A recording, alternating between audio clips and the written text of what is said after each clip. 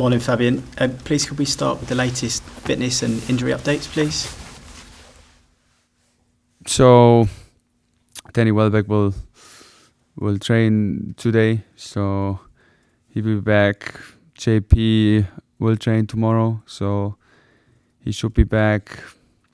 And then we have, luckily, the two suspended players of the yellow cards back. Mats Vifa is okay, so we have to wait day for day. We have to go day to day and follow the procedure we have to follow. But he looks quite positive, quite well. So I think that he also will be available.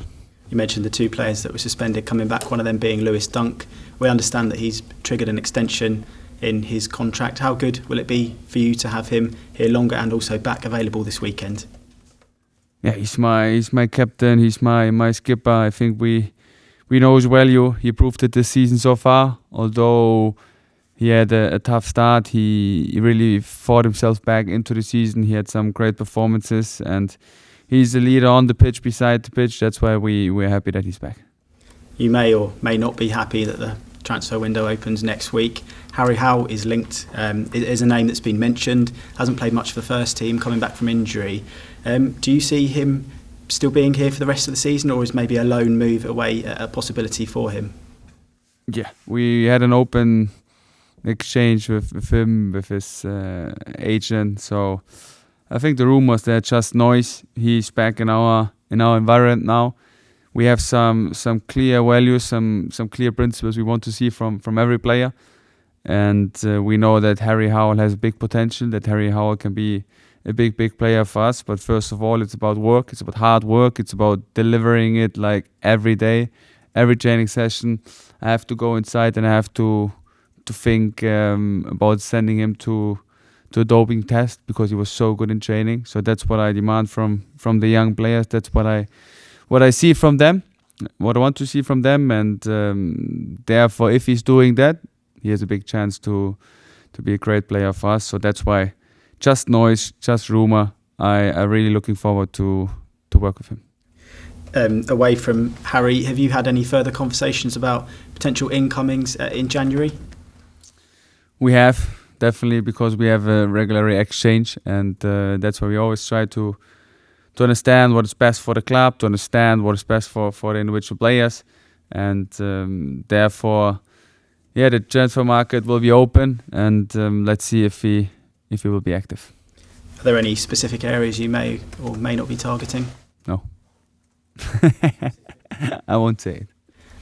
It's 4 games without a win now, but as you mentioned, after the Sunderland match, it's a very close league table. Has there been a change in training this week to kind of get back underway against Arsenal? Why should we change is the question, because we know the issue. The issue is we have to overcome the consistency thing. We have to play for 90 minutes well. We have to understand that it's about scoring goals. It's about defending the goal. It's about doing the small margins right, and not only for 10 or 15 minutes. It's about doing it for 90, 92 minutes, 93 minutes. And I think if we are doing this, we are very difficult to beat. If we're doing this, we can play a good season, but we have to start doing these kind of things, and we have to understand how important like the small margins are. But I see a team with a lot of effort. I see a team training hard. I see a team with big potential, and we proved it in every game so far that we can beat every team in the league. And that's why should we change something? We have to be honest to ourselves. We have to reflect and analyze the games with big honesty, with big ownership from us individual and from us as a group. But on the other side, we also have a big self-belief and a big self-confidence that we can beat every team in the league, and that's also what we try to do at Saturday. You mentioned it's about scoring goals. The shot number is high, the goal scored number is not. Is there anything more you can do with the strikers, if that's specifically where you want the goals to come from? I think we're always known for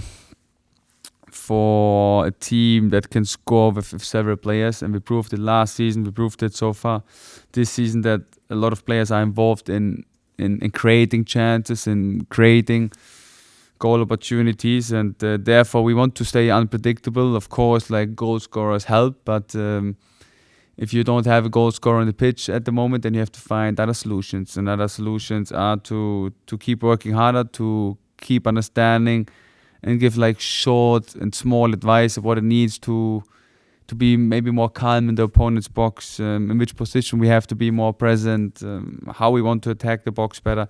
So these are all little things where we can work on and give the players like small advices. But in the end, it's also about like their responsibility. In the end, they have to be present in the opponent's box, because then at one point the ball will be there and then you can score. And just finally from me, it's not going to be easy against the league leaders. How are you going to come away from London with a positive result?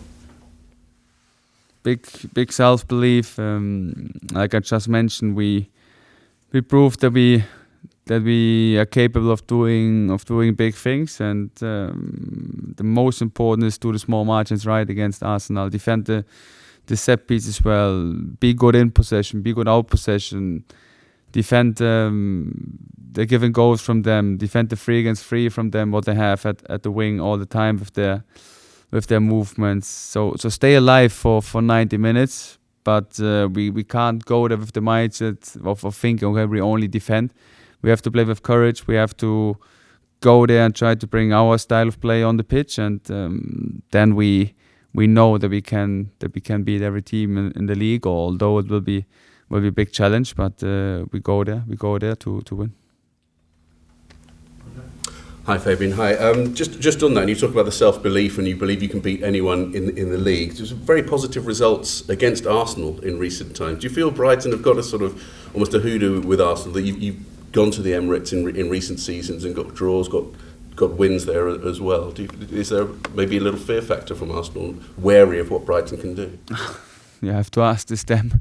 So we try to focus on us. We really focus on our performance. I think that's the main thing, to do the small little things well, to do the small little things well for 90 minutes. That's what we try to get out there, and then you have a chance to win it. If you only play like one part of the game well, if you only play in one phase of the game well, you have no chance against Arsenal, because they are capable of scoring in every moment in the game. They're good in transition, good in set pieces, good in possession, good out possession. So they are the best team in the league at the moment. So therefore you have to be in every phase, in every minute and second of the game. You have to stay alive. You have to be alert what's going on. But like I just mentioned, on the other side, it's a self-belief we have, because we know what we are capable of doing. We know that we can hurt teams like this, and that's what we try to do as well.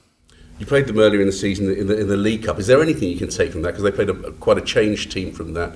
Is there anything you can learn from that match? You can learn from every game. So that's our approach. That's my approach. Learn from every game. Understand how they reacted to our change of formation. Understand if it's necessary to change the formation again. Understand where they might have problems. So definitely, like the players will change. There will be different players on the pitch, but I think you can learn from every game in the career you are playing. Your centre-back pairing last week kept a clean sheet. Obviously Lewis is back this time. Is there any decision to make at the back, or do you automatically revert to your preferred starting partnership? Definitely there's the decision to make, but I mentioned after the game, it's so important to have these options available, to have such a great selection of centre-backs, because that brings us competition, that brings us like also a good feeling to go now into this phase with a lot of games that we know we can rely on Oli, that we know we can rely on Diego Coppola, and I think it's not only important for us, for me, it's also important for them that they prove they are ready. They prove they're ready as a team, as individuals. So I'm quite happy.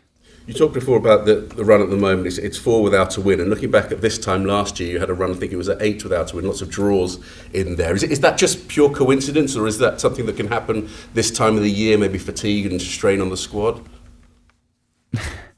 It's a good question. So if I would have the answer, I would give it to you. So I think it's coincidence, but we try to make it happen that we are not with any win for the next 4 games. So we try to keep pushing hard, but in the end, if it happens, you have to stay calm. You have to focus on the performances. We know how tight the league is, and therefore, I said it before, it's about overcoming the issue with the consistency, overcoming it faster than the others, and then you have a big chance. Just finally from me, that obviously don't play until Saturday. Traditionally, there would have been Boxing Day games, but there wasn't last time. Any particular orders, instructions for the players Christmas Day, not to perhaps overindulge, thinking they've got an extra day off, or will they be in training and working hard on Christmas? I think so. We stay in our normal rhythm, but definitely I try to give them more time off, because it's family time, and I think family is the most important in life. There are some things that are more important than football, and I'm sure that some of my players don't see their family that often, so they have the chance to see them now. They have the chance to get like mentally recovered, to see their loved ones, to have like nice chats, to have maybe nice surprises, to spend some time together. I think it's so important for their mental health. It's so important for them to see their family and to enjoy the time. That's why I try to give them the most time off as possible, and I think that's our and my responsibility. And then I hope that they come back stronger. Thank you. Fabian, players in other countries are going to have a lot longer off because they have a winter break. This country is very different. How do you see that, and is it a bad thing? Everyone talks about fatigue for the players playing so many games. How do you feel about it? I think we shouldn't complain about playing too many games, because we are not in the international business. So there are other teams who play more games than us. We try to keep like the mental health, the mental freshness high. I think that's very important. We try to keep the availability high. I think that's very important during this period, and then we try to push through it by taking care of the players, by giving them time off, by trying to keep the positivity, keep the mood, keep the atmosphere well in the building. I think it's crucial, because this time, like you just mentioned, a lot of not only football players in general, like people, they have time off. So I also recognize it on my own that during this time more people are coming and visiting, because they just have time off. So I think it's also important to find a good balance between hard work and when you can really like get mentally refreshed, and then we try to push through this period with energy, with positivity, with having fun together and trying to be successful. Just recently, obviously previously, I think you've only not scored in 4 games this season in the Premier League. Because it's been the last 2 games, a lot of the focus has been on not taking chances. Do you think the players are starting to maybe just try too much? You know, maybe they need to relax a little bit? Is there an element of that pressure starting to build? Yeah, definitely. I think we are a young squad that have a lot of willpower, a lot of things they try to do. They want to maybe force sometimes things, but in this time it's very important to stay relaxed, to stay calm. Things will come back to you if you keep working hard, if you keep doing the easy things right, if you keep staying connected, then you will get the things you deserve. So that's why I think it's very important to find a good mix of being relaxed, but also know your role, know your job, and then we are quite confident, quite convinced that the goal scorers will come back. One of those young players is Brian Gruda. How do you think he's growing into the role now he's getting more time in the team? He's doing well. I think he looks sharp, he looks physically ready. I think he's getting more and more into his rhythm. So he doesn't have any issue at the moment. I think that's the most important, to stay available.